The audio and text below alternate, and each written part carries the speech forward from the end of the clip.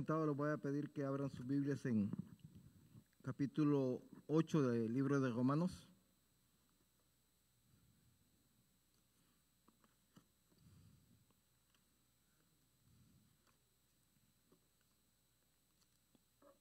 Vamos a estar dando la clase de este día. Hoy vamos a terminar con el libro de Romanos el día de hoy.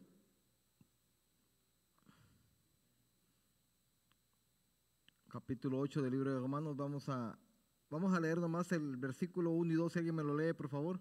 Y ahí nos vamos a quedar, pero conforme vayamos dando la lectura, vamos a ir siguiendo todo el capítulo. Espero poderlo terminar esta noche.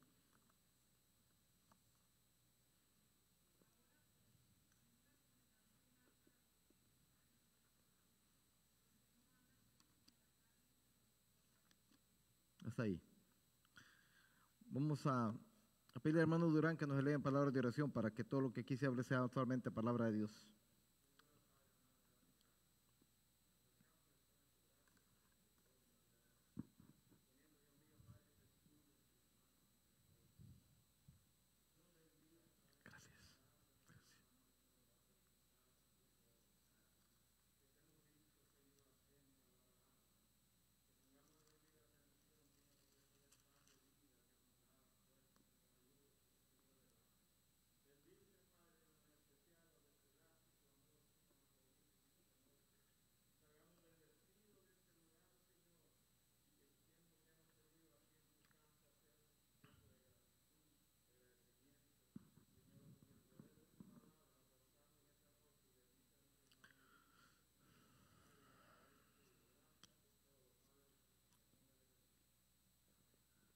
Pueden sentarse, hermano.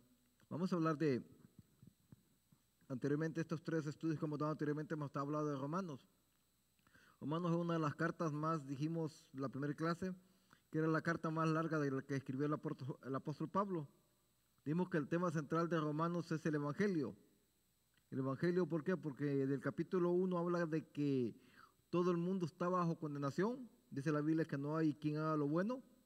Pero desde el capítulo 2 en adelante también nos habla que para poder nosotros llegar a la presencia de Dios, el capítulo 1 da una esperanza donde dice que el Evangelio es poder de Dios para cambiar a cualquier persona, sea judío, sea griego, o sea, el libro de Romanos no es exclusivista, es para todo el mundo en general. Recuerden que el Evangelio no excluye a ninguna raza.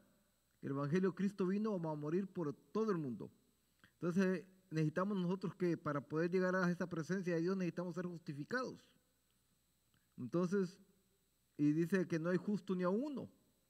Pero en el capítulo 5:1 dice, justificados pues por la fe, tenemos paz para con Dios. Ese fue el último tema que dimos, por medio de nuestro Señor Jesucristo.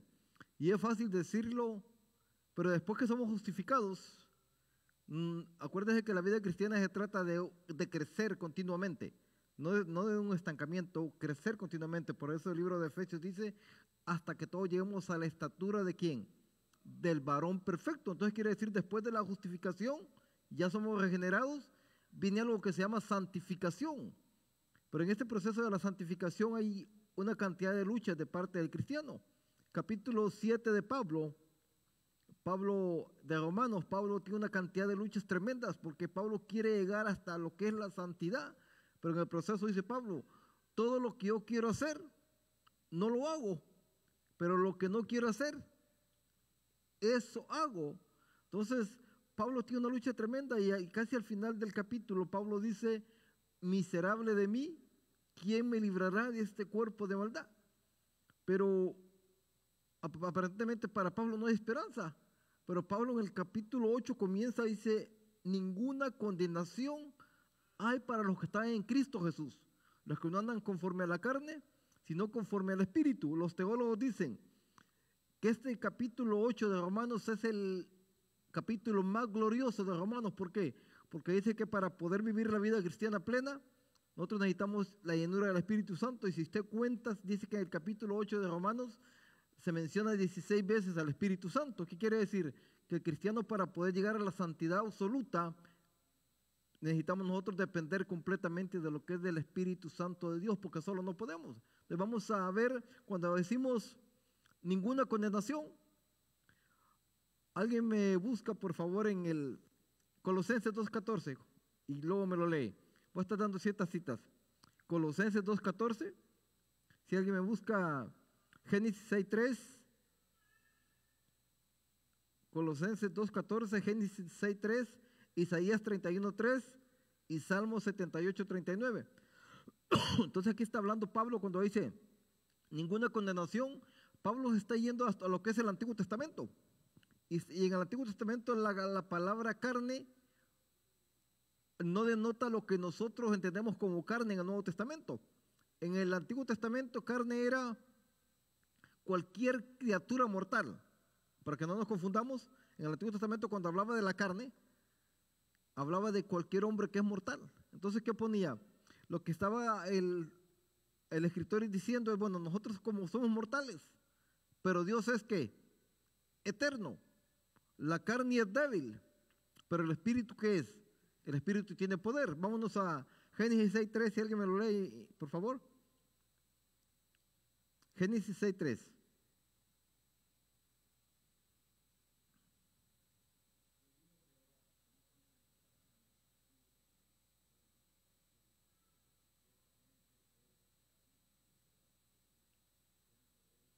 El hombre es carne, o sea, la carne da connotación de debilidad, de algo pasajero.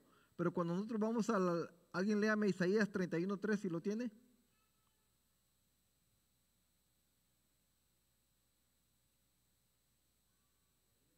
31.3 y alguien más búscame Salmo 78.39 y proseguimos.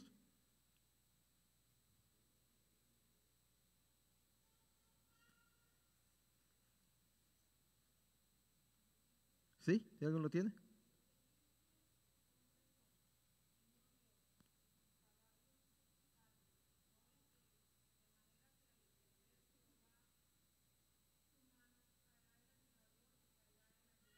Hasta ahí.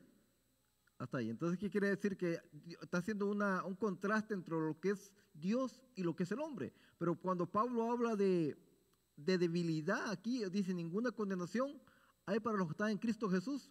Pablo está hablando, cuando habla Pablo de la carne, se refiere en el Nuevo Testamento, se refiere a una connotación moral. Algo no carne. O sea, porque si nosotros decimos que los que andan conforme a la carne, no se refiere a esta carne, como los gnósticos decían que esta carne está llena de pecado, no. Se refiere a andar alejados de lo que es Dios, o sea, alejados de lo que es Dios, o sea, ajenos a la justicia de Dios. Aún dentro de la vida cristiana nosotros mucha gente puede ser cristiana, pero puede vivir dos tipos de vida, una fuera de la iglesia y otra dentro de la iglesia. Pero claro, el Espíritu dice, va a dar testimonio a nosotros. Y ante Dios, si realmente somos hijos o no somos hijos de Dios. Entonces, cuando dice ninguna condenación, ¿qué está diciendo el apóstol Pablo? Está diciendo, para poder entrar a este tema, léame Colosenses 2.14.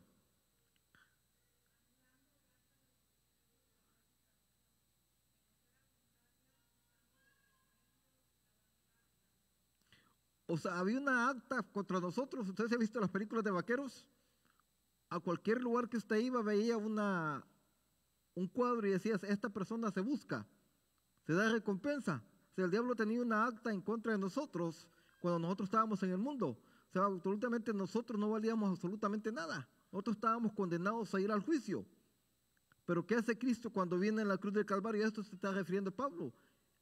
Que no hay ninguna condenación porque esa acta que nos condenaba, Cristo la clavó con él en la cruz del Calvario.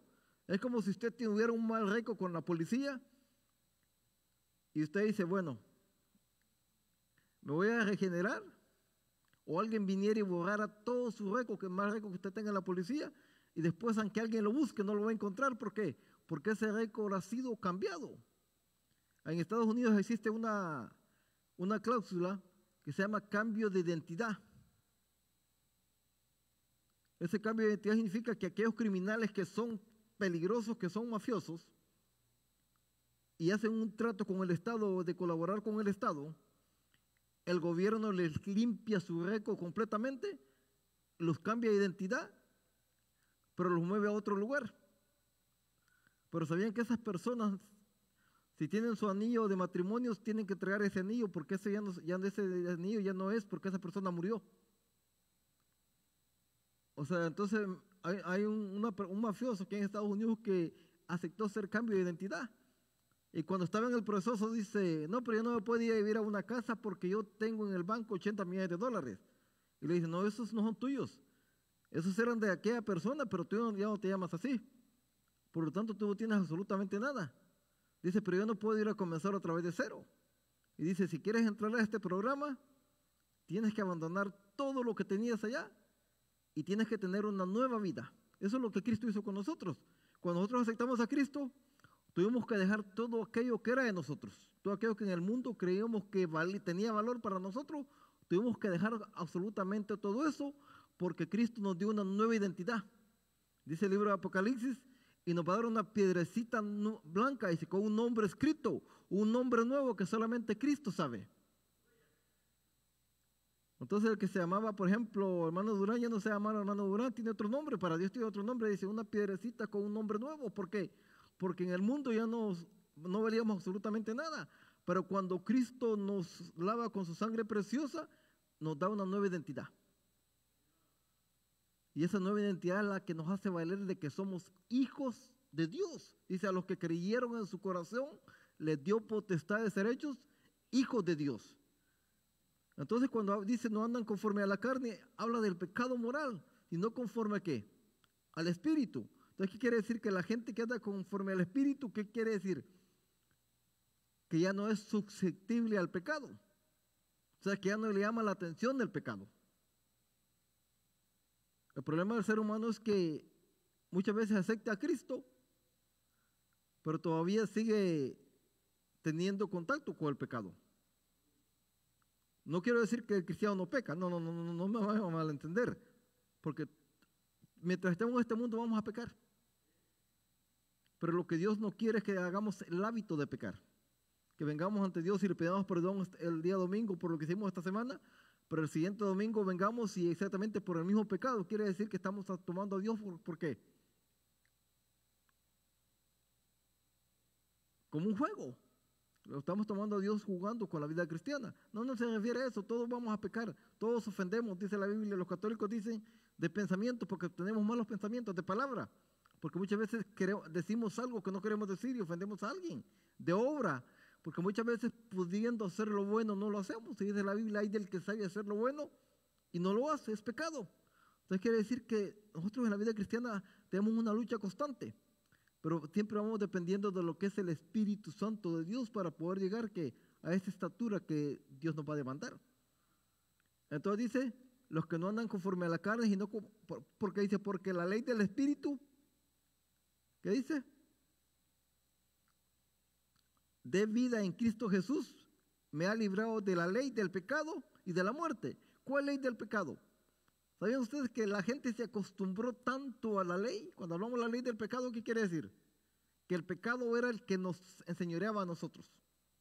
Nosotros no podíamos contra el pecado, ¿por qué? Porque nadie puede vencer el pecado.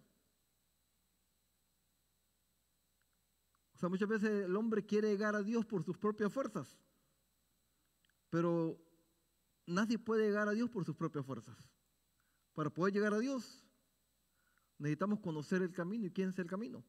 Es Cristo. Por eso el libro de Hebreos dice, va directamente, dice, puesto los ojos ¿en quién? En Jesús, el autor y consumador de la fe, porque no hay nadie más, solamente Cristo. Alguien dijo, todas las religiones mencionan a Dios, o todos los caminos dicen Dios, pero no todos van a Dios. El único que va a Dios se llama Jesucristo. Es el único que vino a ser el puente entre Dios y el hombre. Entonces quiere decir que la ley del pecado, ¿qué hacía? Condenaba. La ley no tenía el poder para cambiar a las personas. La ley no tenía el poder ¿para qué? Para que la persona pudiera vencer el pecado. La ley solamente era un ayo. ¿Qué significa un ayo? Un camino que nos guiaba. Pero llegó un momento en que la ley ya no pudo hacer nada. Pues dice la Biblia en el capítulo 8 de Hebreos que la ley era vieja. Y por lo tanto, la ley tenía que morir. como Cristo venció a la ley, y dice, pero para que el Nuevo Testamento entre en vigor, dice, un testamento no puede entrar en vigor mientras no muere el dueño del testamento. Entonces por eso Cristo tuvo que morir en la cruz del Calvario, para que ese testamento entrara en vigor. Entonces cuando Cristo está en la cruz del Calvario, cuando dijo consumado es, entonces ese testamento empezó a entrar en vigor. Entonces quiere decir que esa ley fue quitada porque Él la venció. Entonces como Él venció la ley, nosotros podemos vencer la ley. ¿Cómo? Espiritualmente hablando, porque Cristo la venció.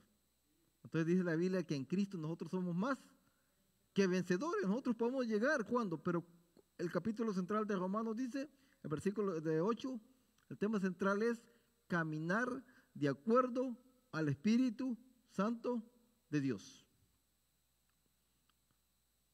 Entonces, ¿qué quiere decir? Que cuando nosotros venimos a Cristo, estamos hablando de que una unión. Acuérdense que para poder nosotros tener una nueva identidad, tenemos que, ¿qué dijimos? Tenemos que morir. Entonces el apóstol Pablo entendió esto de esta manera, porque el apóstol Pablo dijo, bueno, yo ya morí al pecado, ya no vivo yo, mas Cristo vive en mí. Pero Pablo fue mucho más allá y dijo, con Cristo estoy, ¿qué? Juntamente crucificado. Entonces, ¿qué quiere decir? Que Pablo completamente estaba diciendo, yo ya morí al pecado. Y si la persona no muere al pecado, no puede vivir para Cristo. Entonces usted me puede preguntar, ¿pero de qué tipo de pecados estamos hablando? El apóstol Pablo a los colosenses les da una lista. Dice, idolatría. Ahora la pregunta es, ¿será que muchos cristianos en la iglesia todavía practican la idolatría? No estamos hablando de que tenga en su casa una imagen. No. ¿Qué es idolatría? Algo que ocupe el lugar de Dios. El apóstol Pablo también menciona avaricia. ¿Qué es avaricia? ¿Será que dentro de la iglesia hay avaricia?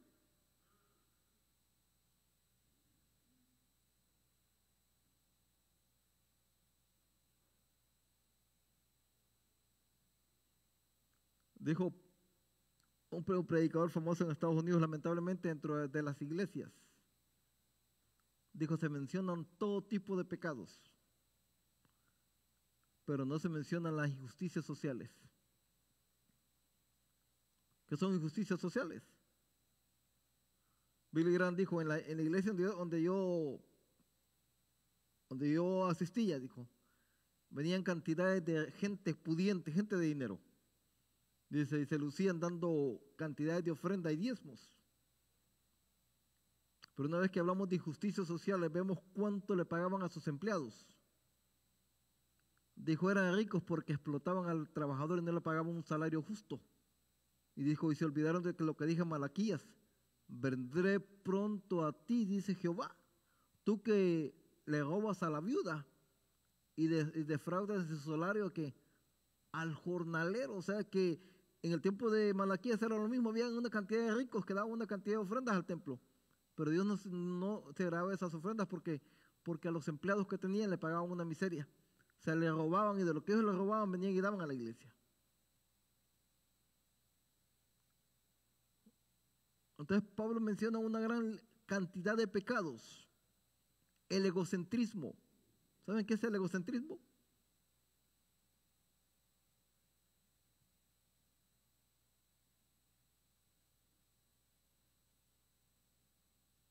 El yo. Y sabían que los fariseos por eso no entraron al reino de los cielos, porque los judíos, los fariseos y los saduceos eran egocéntricos. Ellos pensaban que eran únicos. Ellos decían, no, si yo doy más diezmo que todos, yo ayuno más que los demás, yo leo más la Biblia que los demás. Pero ¿sabían ustedes que cuando nosotros somos egocéntricos?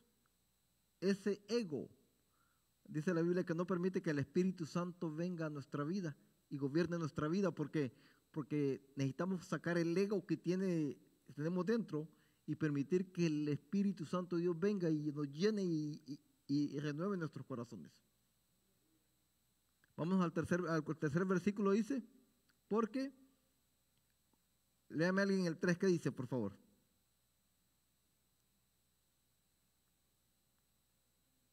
Del Romanos 8, estamos en Romanos 8.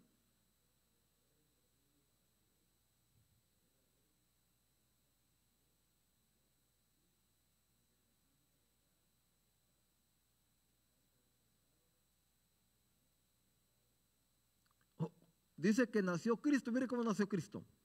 Nació bajo la ley. Gálatas 4:4 dice, cuando llegó el cumplimiento del tiempo, Dios envió a su Hijo, nacido bajo la ley. O sea, Cristo nació bajo la ley. ¿Para qué? Para redimir a todos los que estaban bajo la ley. ¿Y saben ustedes que Dios nunca llega a tiempo? Dios nunca llega tarde. Cristo siempre llega a tiempo. Dice que cuando llegó Cristo no podía nacer ni antes ni después de tiempo, porque Cristo nació en el tiempo perfecto. ¿Sabían ustedes que cuando Cristo nace, había una paz, la paz romana que se conoce? Casi fueron 1000 años de paz. La gente podía viajar por todo el imperio romano y no habían ladrones. Ya los romanos habían terminado con los ladrones. Los romanos comenzaron aquella construcción de carreteras. La Vía Apia fue la primera que construyeron, que todavía existe en Italia. La Vía Apia fue una de las carreteras principales. Y todos los caminos, por eso dice, todos los caminos llevan a Roma, porque todos los caminos que los romanos construían llevan a Roma.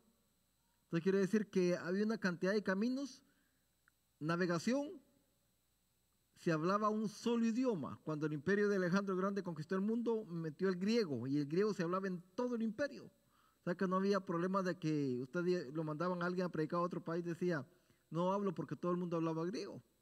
Entonces quiere decir que el tiempo está perfecto. Entonces Cristo vino en el momento oportuno. Lamentablemente dice la Biblia, lo suyo vino a hacer la obra que él venía a hacer, pero los suyos no le recibieron. Por eso en el capítulo 23 de Mateo, voy a para terminar el capítulo y comenzar el capítulo 24, él se lamenta sobre Jerusalén y dice, Jerusalén, Jerusalén, que matas a los profetas. ¿Cuántas veces quise juntarte como la gallina? Aquí no habla de, aquí la palabra es gallina, pero en el original es el águila. Como el águila protege a sus polluelos, dice, quise cobijarte bajo de mis alas, pero tú nunca quisiste. Entonces dice, pero vendrán días en que tus enemigos te cercarán con vallado. Y en el año 70, Tito, el general romano, arrasó todo lo que era el templo. Ahí se cumplió, todas las profecías de Cristo se cumplieron ahí. Entonces, ¿qué quiere decir? Que para nosotros hay una esperanza. Y esa esperanza se conoce como la esperanza bienaventurada. Creí que la iglesia espera que la venida de Cristo. Y Cristo está a las puertas. O sea, Cristo no va a tardar en llegar. Entonces, por eso el apóstol Pablo, la urgencia de que si la urgencia de que la iglesia primitiva anduviera conforme al Espíritu, yo pienso que eso es más urgente el día de hoy. Que la iglesia ande conforme al Espíritu porque Cristo está a las puertas. Ahora la pregunta, ¿quiénes se van a ir?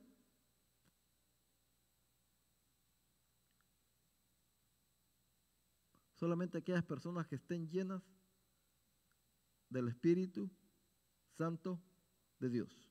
Y usted me va a decir, hermano, pero eso no es una doctrina bíblica. No, no es una doctrina bíblica. Pero si nosotros vamos a la iglesia de la Odisea, desde que estaban ¿quiénes? Los calientes. ¿Quiénes son los calientes? Los que están llenos del Espíritu en el texto original. ¿Quiénes son los tibios? Aquellos que están con un pie dentro de la iglesia y un pie fuera de la iglesia. ¿Quiénes son los fríos? Aquellos que vienen a la iglesia por ver qué consiguen, pero realmente no quieren nada, no quieren saber nada del Evangelio. Esos son los tres tipos de personas. Entonces, ¿quiénes son los que se van con Cristo? Solamente los que son calientes. En otras palabras, la palabra en el original dice el remanente fiel. Aquellos que están llenos del Espíritu Santo y anhelando, como la iglesia primitiva decía, Maranata. Cristo viene. Ese era el saludo de la iglesia primitiva, Maranata, Cristo viene, porque la iglesia estaba esperando constantemente que Cristo viniera. Ahora la pregunta es, ¿será que todos nosotros estamos esperando la venida de Cristo? ¿O será que unos no nos queremos ir porque estamos tan cómodos acá?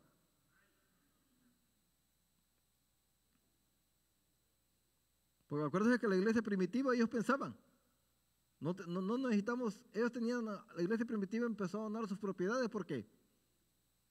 Porque ellos vieron que en este mundo solamente que eran pasajeros.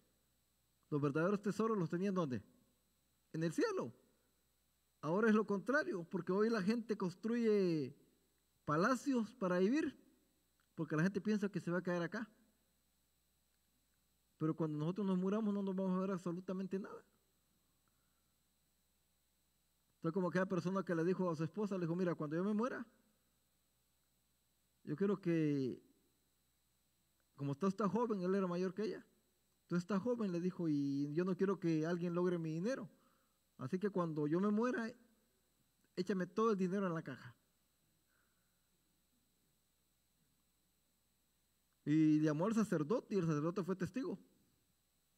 Pero en ese el sacerdote tuvo una emergencia y tuvo que salir. Y cuando en ese tramo del que el sacerdote sale, él murió y lo enterraron. Y el sacerdote fue donde la viuda y le dijo, ¿te acuerdas la promesa que hizo a tu esposa enfrente de mí? Digo, sí. Que le pusieras todo su dinero en la caja. Sí, dijo, pero había un problema. Que la caja no era tan grande, entonces el dinero no le cabía. Todo el dinero no le cabía ahí. Entonces dice, pero me salió más fácil, dijo, y le hice un cheque y se lo eché ahí y iba todo su dinero. O sea, hay gente que piensa que se va a llevar, pero absolutamente no nos vamos a absolutamente nada. Lo que nosotros vamos a llevar van a ser aquellos momentos que pasamos con nuestros hijos, los momentos que gozamos, la forma como ayudamos a otras personas. Eso es lo que va a tener valor en el cielo. Pero lo que tengamos aquí, ¿qué se va a quedar? Dice la Biblia que no hagáis tesoros en la tierra, donde, ¿qué dijo Cristo? Donde la orina y el hollín corrompen, sino hacerlos ¿dónde? En el cielo. ¿Es malo ser rico? No. Pero cuando el dinero es tu ídolo, ahí está el problema. En el cielo van a haber una cantidad de ricos que se convirtieron y van a estar en el cielo. Pero el problema es cuando la gente, el afán es lo que Dios no quiere de nosotros, que nosotros nos afanemos. Y eso es lo que Pablo trata de hacer. Si vamos a vivir una vida en el Espíritu, quitemos completamente el afán de nuestra vida. Y como quiera Dios nos va, el salmista dijo, nunca he visto un justo desamparado, ni su simiente que mendigue pan, porque Dios provee para los suyos. Si Dios provee para los de afuera, también Dios provee para los de aquí adentro. Vámonos al versículo 4, si alguien me lo lee.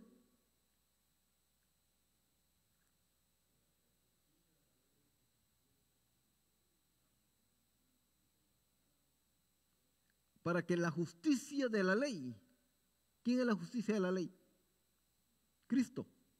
La justicia de la ley es Cristo. ¿Por qué? Porque la justicia que hace condena. Pero ¿qué hace el Espíritu Santo? El Espíritu salva. Entonces quiere decir que nosotros al principio es una línea de pensamiento que Pablo va siguiendo. Si ya no hay ninguna acta que nos condene, ¿por qué? Porque nuestra justicia es Cristo. O sea, cuando Dios ve a la persona y ve que la persona ha sido pecadora, cuando Dios va a decretar juicio, Cristo se levanta y dice, no, porque yo pagué por ellos en la cruz del Calvario. Entonces quiere decir que no hay acta en contra de nosotros. Entonces vámonos al 5 que dice.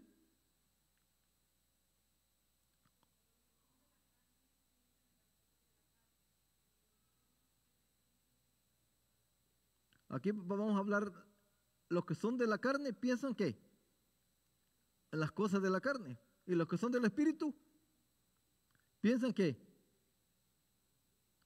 ¿sabían ustedes que para poder nosotros venir a adorar a Dios, la gente pone una cantidad de pretextos? Si usted le preguntara a cualquier persona hoy por qué no vino a la iglesia, le va a decir que estaba frío.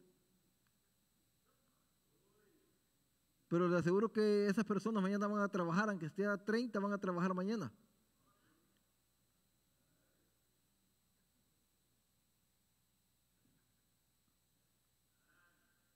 No, y es cierto, ¿sabían ustedes que muchas veces no priorizamos nuestra vida? Y eso tratando que la vida en el Espíritu, ¿qué tenemos que hacer?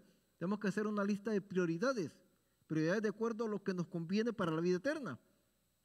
Hay una hermana que una vez me dice, hermano, yo casi no vengo a la iglesia el tiempo del frío. ¿Por qué? Porque si traigo a mis hijos se me enferman. Y le digo, entonces tampoco los manda a la escuela cuando está frío. Bueno, a la escuela sí los tengo que mandar. Entonces quiere decir que en la vida cristiana priorizamos. Entonces Pablo dice, no prioricemos lo que nos conviene para este mundo. Prioricemos las cosas espirituales, que las que no se ven, aquellas que nuestra recompensa va a estar ¿dónde? Cuando Cristo venga, y vamos a ser pesados en balanza, y vamos a hallar, tenemos que ser fieles en todo lo que hagamos. ¿Saben qué va a hacer Cristo? Dios cuando venga va a poner a Cristo a un lado de la balanza y nos va a poner a nosotros en el otro lado de la balanza, que demos la estatura que dio Cristo. ¿Por qué? Usted me va a decir, pero no podemos compararnos a Cristo. Pero ustedes sabían que Cristo venció como hombre, no venció como Dios. Y como si nosotros que tenemos la confianza en Cristo, al principio dice que en Cristo somos más que vencedores. Entonces quiere decir que una vida en el Espíritu es capaz de vencer el pecado, no importa qué tipo de pecado sea. Entonces vamos a orar para que levantar la ofrenda. Le pido al hermano Landaverde que nos lea en oración para recoger la ofrenda del día de hoy.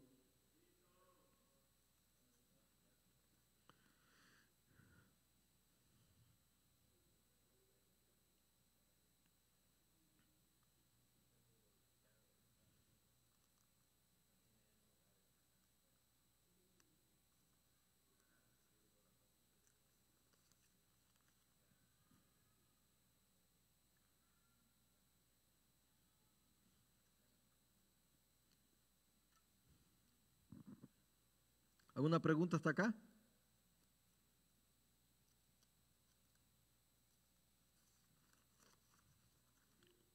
¿Sí? Ajá.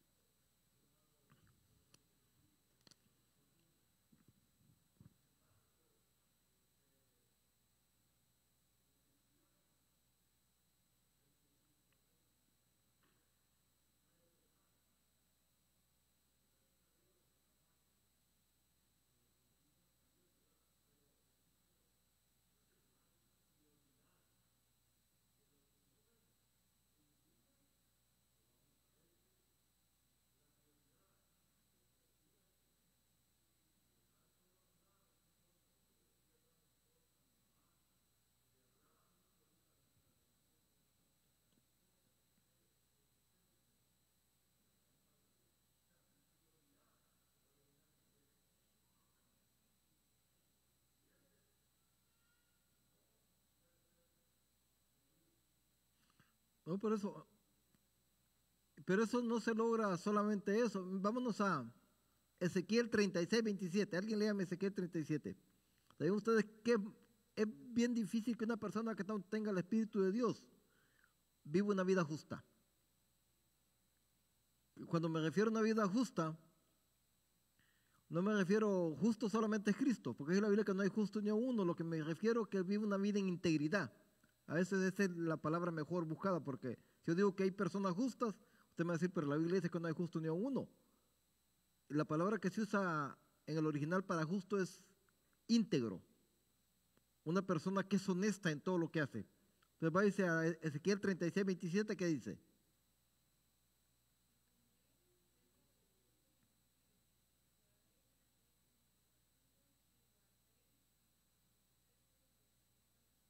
O sea, ¿cuándo es que vamos a poner, cuándo es que vamos a andar de acuerdo a los mandamientos de Dios?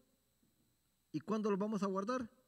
Cuando ponga el Espíritu Santo Dios en nosotros. Eso era una profecía del Antiguo Testamento. Cuando Ezequiel va al valle de los huesos secos. ¿Y qué vio? Todo lo que había era muerte. Ahí estábamos nosotros. Porque el libro de Efesios dice, y de ella recibiste vosotros, que estabas muertos en vuestros delitos y pecados. Pero Cristo nos dio vida juntamente con Él cuando Él muere en la cruz del Calvario. Y no solamente eso, sino que al momento que creemos, dice la Biblia, somos sellados con el Espíritu Santo de la promesa. Entonces el Espíritu Santo nos capacita a nosotros para poder vivir una vida que íntegra, honesta, delante de Dios. Vamos a tener fallas. Pero en el momento que nosotros fallamos, nuestra misma conciencia nos va a redarguir. Dice el apóstol Pablo, si alguno ha pecado, abogado tenemos con el Padre a Jesucristo, el Hijo de Dios, Él es nuestro abogado. Entonces dice, el poder del pecado ha sido destruido mediante la obra del Espíritu Santo. O sea que el pecado de un cristiano, el pecado ya no se puede enseñorear de él. Si el cristiano está lleno del Espíritu Santo, va a tener luchas, va a tener pruebas. Pero ya no vamos a ser, como decía Pablo cuando le escribió a los Efesios, ya no sean niños fluctuantes. ¿Qué es niños fluctuantes? Que viene un viento, los mueve de aquí para allá, y viene otro viento, los mueve de aquí para allá. Entonces, ¿qué quiere decir que el Espíritu Santo que le da al cristiano? Estabilidad. ¿Qué significa estabilidad? Como cuando usted clava algo sobre cemento sólido, ¿qué pasa? Aunque venga el viento y venga lo que venga, nada lo va a mover de ahí. Entonces, lo que se refiere el apóstol Pablo ahí, como cuando nosotros ponemos algo firmemente. En otras palabras, lo que está diciendo, Pablo está yendo a lo que Cristo dijo. Si tu casa está fundada aquí, sobre la roca que es Cristo, nadie te va a mover. Y el salmista David decía, hay momentos en la vida cristiana que nos vamos a envejecer como el águila. ¿Saben ustedes que el águila llega un momento en que sus uñas ya no sirven para cazar? ¿Saben ustedes que sus plumas ya no le dan la capacidad para volar? ¿Y saben ustedes que su pico ya lo tiene todo, ya no tiene filo su pico para cazar? Pero ¿saben ustedes que el águila se remonta a las alturas y va hasta la roca más alta? Y en esa roca choca y hace que sus plumas se le caigan. Se desangra sus uñas, pero quita todo aquello que le está estorbando para poder seguir viviendo. Sabían que su pico lo afila en la roca. El salmista lo que se refería es, cuando nosotros no podamos caminar la vida cristiana, vamos a la roca que es Cristo y vamos a encontrar la fuerza necesaria para poder seguir adelante.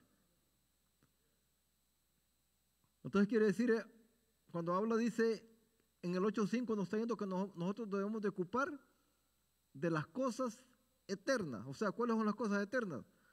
Aquellas que no perecen. ¿Saben lo que dice el libro de Apocalipsis? Bienaventurados, dice, los muertos que de aquí en adelante mueren en el Señor. ¿Por qué? Porque se van a llevar todo lo que tienen acá. Porque sus obras les seguirán. Entonces usted me va a decir, hermano, pero nadie se salva por obras. Tienes razón. Nadie se salva por obras. Se salva la gente por la fe. Pero si la gente no tiene obras, de nada le sirve. Porque dice Santiago, y tú tienes fe, muéstrame tus obras. Porque la fe sin obras, es una fe muerta. Entonces queréis que la fe y las obras tienen que ir ¿qué? De la mano. Entonces queréis que las obras son el producto de la fe que el cristiano profesa. Por eso cuando el apóstol, ahí te está refiriendo, cuando dice, hay del que puede hacer lo bueno y no lo hace. Y nosotros podemos ayudar a alguien y tenemos la capacidad de ayudarlo. Pero no lo ayudamos. Puede ser muchas razones. Primero, porque no queramos ayudarlo. Segundo, porque esa persona no me cae bien. Pero ¿sabían ustedes que en Cristo ya no hay que hacer acepción de personas? Porque en Cristo todos somos iguales. En Cristo todos somos hijos. ¿Sí? En Cristo no hay posiciones. Hay gente que dentro de la iglesia se molesta porque no le dan posiciones.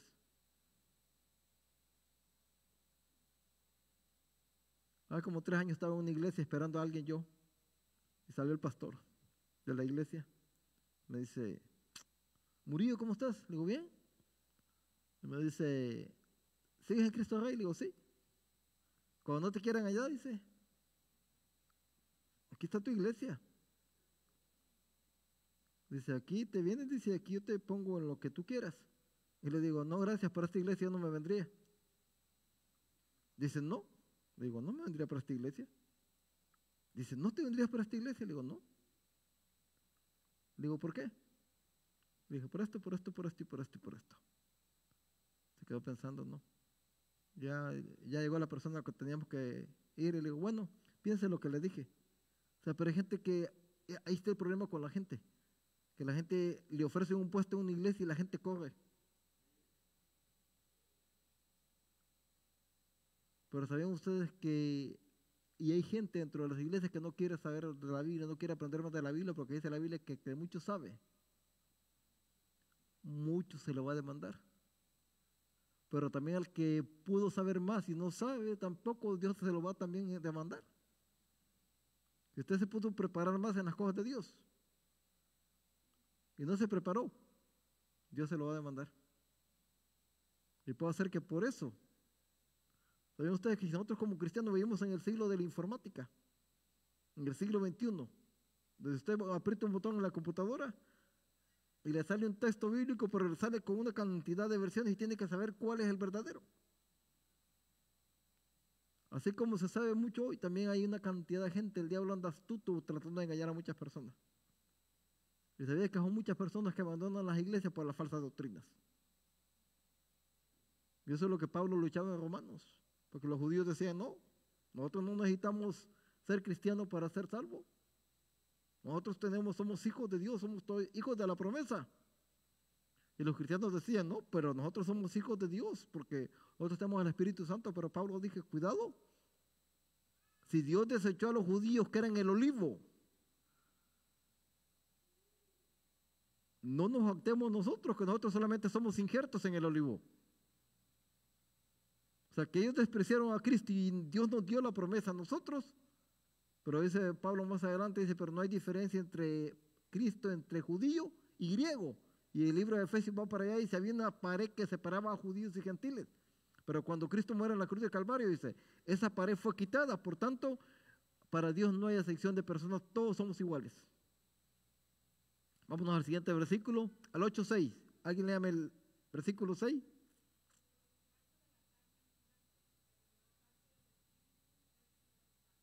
O sea, ¿qué significa acá? Pensar, en otras palabras, ocuparse de la carne, quiere decir, cuando hablamos de la carne estamos hablando de una naturaleza pecaminosa. En otras palabras, estamos hablando los que andan afuera conforme a la carne. Vamos hablando de que muchas veces venimos a los caminos de Dios. Y Pablo, Pablo está haciendo una ilusión al pueblo de Israel cuando sale de Egipto. ¿Qué hace el pueblo de Israel? Dios los saca con mano fuerte de Egipto. Imagínense, los judíos, los faraones decían, tenemos 9 dioses poderosos, invencibles, pero tenemos a uno más poderoso que Faraón. 10 dioses tenían los egipcios. Decía, tenemos un dios que se llama Osiris, el gran dios del Nilo. Ese es invencible. Pero dice, comienza por ahí. Convirtió las aguas del Nilo en sangre. El dios de los egipcios no pudo hacer nada. Fue destruyendo dios tras dios. Hasta que igual el dios más grande que para ellos era Faraón y le mató a su hijo. Para que los egipcios vieran que solamente hay un Dios verdadero. Pero sabían que aquella generación era como esta que está hablando Pablo en el capítulo 8, se ocuparon de la carne. ¿Por qué? Porque salieron físicamente de Egipto. Pero sabían que espiritualmente se quedaron en Egipto. Porque ellos anhelaban lo que comían en Egipto. Anhelaban seguir como esclavos en Egipto. El maná para ellos no era comida. Empezaron a demandar y a demandar y a demandar. Y sabían que cuando tuvieron la oportunidad de entrar a la tierra prometida, la rechazaron. Entonces por eso el apóstol Pablo dice que el ocuparse de la carne es muerte, porque aquella generación no entró a la tierra prometida. Y sabía qué tremendo lidiar con una generación como esa. ¿Por qué? Porque sabían ustedes que a los 15 días de haber salido ellos de Egipto, estaban en la frontera con la tierra prometida. Y no la quisieron tomar, entonces Dios los hizo vagar en Cades Barnea. Dios los hizo vagar 40 años por el desierto. Y sabían que esa generación volvió, a los 40 años regresaron a Cades Barnea para tomar la tierra prometida. Pero sabían que ahí pecó Moisés y no entró. Qué tremendo, ¿no? Que aquellas personas que todavía están en el mundo ni entran y son estorbo para que otras personas entren. Entonces quiere decir que cuando nosotros andamos conforme al Espíritu, Otros vamos a ser personas que no vamos a ser piedra de tropiezo. Otros vamos a ser personas de buen testimonio. Y que las personas puedan decir, ahí donde va esta persona yo quiero ir, porque ahí de verdad la gente está llena de lo que es el Espíritu Santo de Dios. Ahí la gente se lleva como hermanos. Ahí es una iglesia modelo. Por eso la iglesia se convertía. Porque la iglesia no tenía envidia. Una hermana me escribió hace como 2 días y me decía, hermano, ¿por qué el modelo de la iglesia primitiva funcionó? El modelo de evangelismo que la iglesia primitiva hizo. Funcionó y creció en número. Y le digo, porque cada quien hacía la parte que le correspondía. Ahora la pregunta es, para nosotros hoy, ¿estamos haciendo la parte que a nosotros nos corresponde? O sea, no se fijen lo que está haciendo aquel, lo que a nosotros nos corresponde. Pero cuando Dios nos pida a nosotros cuentas, Él no me va a preguntar a mí, ¿qué hizo el hermano Landaverde? No, ¿qué hizo el hermano Durán? ¿Qué hizo el hermano Acevedo? No, ¿qué hiciste tú? Entonces que la iglesia primitiva triunfó porque cada quien hacía lo que le correspondía hacer. El que era maestro, el que era evangelista, que tenía que hablar de Cristo, hablaba de Cristo. Pero la iglesia primitiva era unida. Y la iglesia primitiva llegó donde estaba. ¿Por qué? Porque es una iglesia llena del poder del Espíritu Santo de Dios. Y eso es lo que hizo a la iglesia. Primero la hizo crecer. Segundo la hizo ¿qué? Invencible. ¿Sabían ustedes que ni los romanos no le tenían miedo a nadie? A cualquier ejército, porque los romanos, el soldado romano estaba bien preparado. Pero ustedes sabían que la iglesia hizo temblar las pilares del imperio romano. ¿Por qué? Porque la iglesia empezó a minar y puso el dilema, ¿Cristo o César? Y sabían que la mayoría de gente sí se dio por Cristo y empezaron a perder dinero el imperio romano. ¿Por qué? Porque una iglesia llena del Espíritu Santo hace temblar a cualquier país. Estaba leyendo un libro hace poco que se llama Los Nuevos Peregrinos. Y ese libro se trata de quiénes son los nuevos peregrinos en Estados Unidos. Y habla de los inmigrantes. Dice, Estados Unidos no ha caído tan bajo todavía, porque hay una iglesia hispana que lo está sosteniendo. Dice, y esa iglesia puede hacer que traiga un avivamiento a los Estados Unidos. Y ese es el odio del diablo contra la iglesia. O sea, nunca se había visto en la historia de Estados Unidos un presidente que odiara tanto a los hispanos como que estuvo hoy. Pero porque el diablo sabe que las iglesias americanas las están cerrando y las están comprando los hispanos. Los americanos están dejando el evangelio, no quieren leer la Biblia, pero una cantidad de hispanos están convirtiendo. Y por eso todavía Estados Unidos sigue en pie, porque hay una iglesia hispana que lo está sosteniendo. Y una iglesia que está llena ¿de qué? Del Espíritu Santo de Dios. ¿Sabían ustedes que son iglesias de Dios? En Estados Unidos hay 6,000 iglesias de Dios. Estoy dando de hace 5 años, me imagino que han de haber unas 7,000 iglesias al día de hoy, solamente iglesias de Dios. Entonces quiere decir que lo que estamos haciendo en Estados Unidos es que los hispanos. Vámonos al siguiente versículo, por favor, léamelo alguien.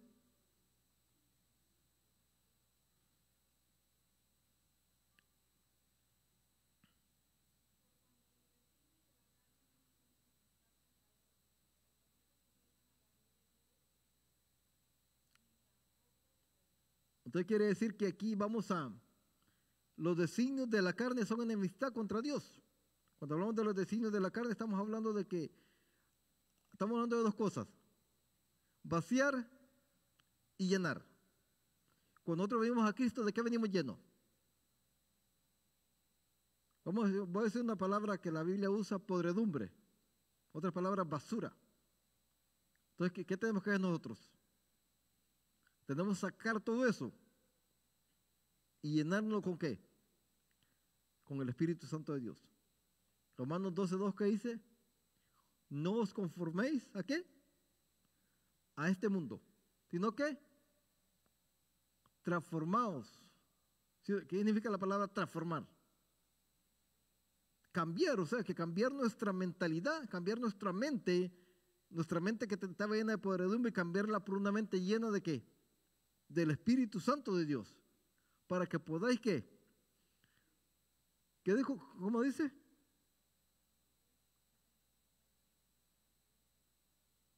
El texto usa para que comprobéis, pero en el original se usa para que podáis discernir cuál es la voluntad de Dios. ¿Saben ustedes que hay momentos en que nosotros no sabemos cuál es la voluntad de Dios? Y hay muchas veces estamos haciendo cosas que parecen buenas, pero no son buenas. Entonces ahí es donde entra lo que se llama el espíritu de discernimiento que nos guía ¿qué? A toda verdad y a toda justicia. Y ahí muchas veces estamos haciendo cosas malas, pero el espíritu nos está redarguyendo a nosotros que lo que estamos haciendo es completamente desagradable a Dios. Entonces, pero para eso necesitamos ¿qué? Al Espíritu Santo de Dios. En otras palabras, una persona llena del Espíritu Santo va a poner como prioridad a Dios en su vida. Léame el siguiente versículo, por favor. O sea, los que viven según la carne no pueden agradar a Dios. ¿Qué es lo que agrada a Dios?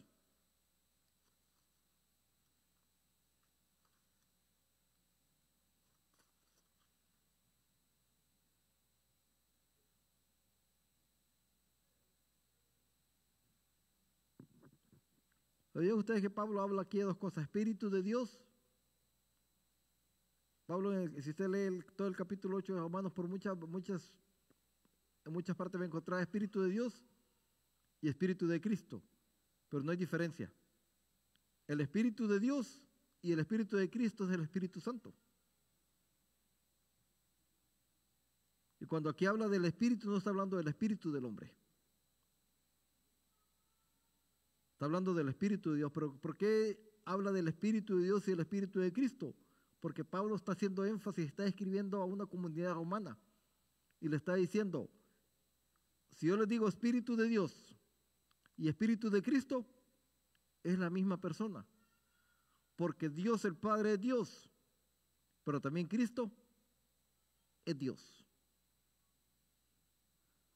Entonces quiere decir que Dios es Dios, Cristo es Dios, pero también el Espíritu Santo ¿qué es? Es Dios. ¿Y los tres son qué? Uno. Entonces quiere decir que en todo lo que Pablo escribe, Pablo trata de enfatizar una igualdad entre el Padre y el Hijo, pero también Pablo trata de enfatizar que tres son los que dan testimonio en el cielo: el Padre, el Hijo y el Espíritu Santo. ¿Alguien léame el siguiente versículo, por favor?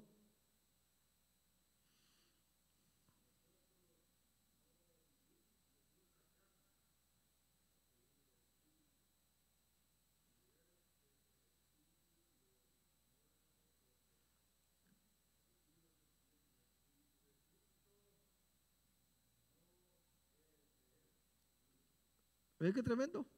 Si alguno no tiene el Espíritu de Cristo, no es de él. Entonces, ¿creéis que el cristiano debe estar seguro que dentro de nosotros somos templo y morada del Espíritu Santo de Dios? No solamente estar conscientes, estar seguro que el que vive en nosotros, el apóstol Pablo, haciendo referencia al Espíritu Santo, decía, ya no vivo yo, mas Cristo vive en mí. Entonces, ¿qué quiere decir? Que Pablo lo que estaba diciendo, que yo ya no soy dueño de mi vida, porque mi vida Cristo la compró en la cruz del Calvario, y por lo tanto, como Él la compró, yo soy esclavo de Él. Y saben que la palabra esclavo que usaba Pablo era dulos. Dulos era un esclavo que cuando llegaba el año del jubileo, la ley decía, en el año del jubileo, el amo tiene que dejar libre al esclavo. Pero Pablo usa dulos porque Pablo dice, pero yo me quedo con el amo porque yo lo amo. En otras palabras, si nosotros nos remontamos a los apóstoles, cuando los apóstoles le dijeron a Cristo, estás hablando muy fuerte, toda la gente está yendo. Entonces Cristo les dijo, ahí está la puerta, ustedes se pueden ir también si gustan. Pero Pedro le dijo, no, porque en quién más encontraremos palabras de vida eterna, porque solamente en Cristo se encuentra la salvación. Entonces, el tema central dijo alguien, si el libro de Romanos fuera un anillo, el capítulo 8 sería el diamante. El capítulo 8 le pone sello a todo lo que el hombre ha ido luchando y dice, la única manera de triunfar en la vida cristiana es teniendo al Espíritu Santo de Dios, siendo fiel a Dios, practicando las disciplinas espirituales. ¿Qué significan las disciplinas espirituales? Orar, ayunar, leer la Biblia, ayudar a la gente. Y dice, cuando nosotros tengamos eso, vamos a crecer, vamos a madurar. O sea, porque alguien que no está maduro no va a entrar al reino de los cielos. Usted me va a decir, ¿cómo es eso? Un árbol tierno no da frutos, pero un árbol maduro, ¿qué hace? Da frutos. Y termino con esto, estoy terminando. Y dice la Biblia, por sus frutos los conoceréis.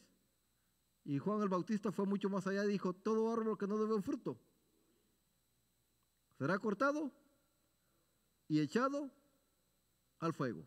Entonces quiere decir que como nosotros como cristianos vivamos la vida cristiana, como a Dios le agrada, y usted me va a decir, hermano, pero es difícil. Es difícil, es difícil. El ser humano por sí solo no puede. Pero con Cristo podemos. El apóstol Pablo, y termino con esto, el apóstol Pablo dijo, todo lo puedo en Cristo que me fortalece. ¿Y sabían ustedes si alguien podía depender del conocimiento de Pablo? Porque Pablo era un erudito. Si por el conocimiento se llegara al cielo, yo creo que Pablo estuviera en la primera fila. Pues Pablo conocía todo. Pero no, Pablo decía, este conocimiento no me sirve de nada. Lo tengo por basura. Por amor de Cristo. Entonces decía, sin Cristo no podemos hacer absolutamente nada. Él lo dijo, sin mí nada podéis hacer. Dios les bendiga. No sé si alguien va a tomar el lugar o cerramos. Entonces vamos a ponernos de pie. No sé si existe, si alguien nos visita este día o todos somos de casa. Yo creo que todos somos de casa. Pero si alguien tiene una petición esta noche.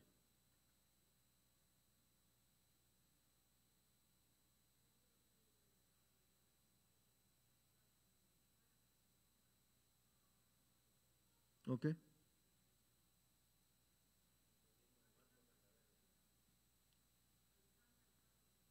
Alejandra. ¿Vino Marco? ¿Alguien más?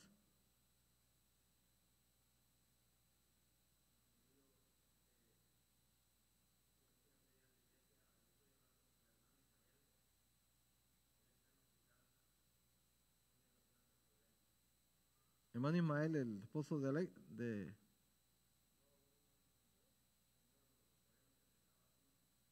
Ah, ok, sí, sí, sí, sí. Sí, sí, sí, ya sé quién es.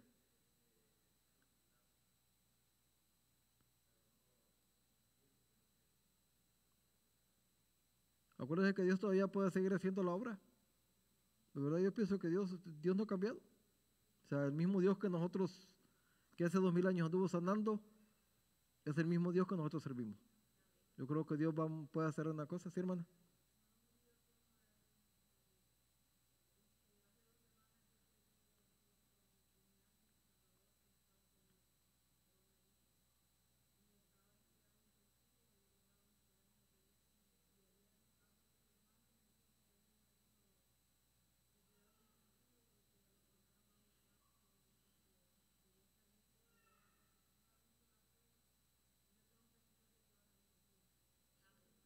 O sea, acuérdense que hay que cuidarnos.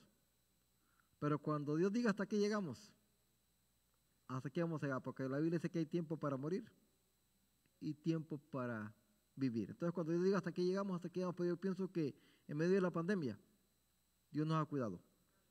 Y yo voy a dar gracias porque mi abuelo este año cumplió 105 años de vida. Mi papá antier, el 30 de noviembre, cumplió 89 años y todavía trabaja.